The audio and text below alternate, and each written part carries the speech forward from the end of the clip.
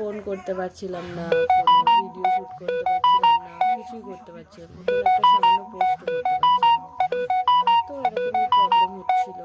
আর বলছিলাম যে পুরীতে যাওয়ার সময় একজন মহিলার সাথে খুব মিসবিহেভ হয়ে গেছে।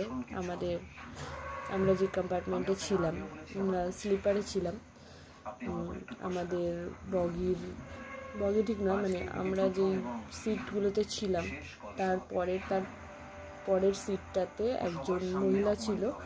ওনার গায়ে একজন লোক হাত দিয়েছিলেন, মানে ওরকম মারপিট নয়, এমনি জাস্ট ব্যাড মাইন্ডে কিছু করার চেষ্টা করেছিল বা গায়ে হাত দিয়েছিল।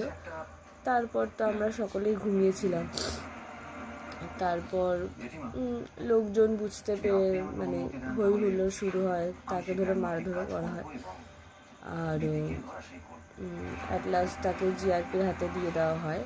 ইনফ্যাক্ট আমার এই বিষয়টা নিয়ে ভিডিও আমি করতাম না, মানে একটা জিনিস খুব খারাপ লেগেছে সেটা হলো মানে মহিলাটা অর্ধেক বয়সী, আমাদের মাদের বয়সী, মা জেঠিমাদের বয়সী, হ্যাঁ, ওনার সাথেও এটা হচ্ছে। আর যিনি করছেন বা যিনি করার চেষ্টা করেছেন, তিনি নিজেকে পরিচয় দিচ্ছেন যে তিনি একজন মিলিটারি। আর ওনার চুলের হেয়ার কাট সমস্ত কিছু দেখে মনে হচ্ছিল যে উনি সত্যি কথাই বলছেন। আর যখন জিআরপিরা আসলেন তখন উনি তাদেরকে এই কথাই বলেছেন যে আমি মিলিটারি, আমি এখানে কাজ করি, ওখানে কাজ করি।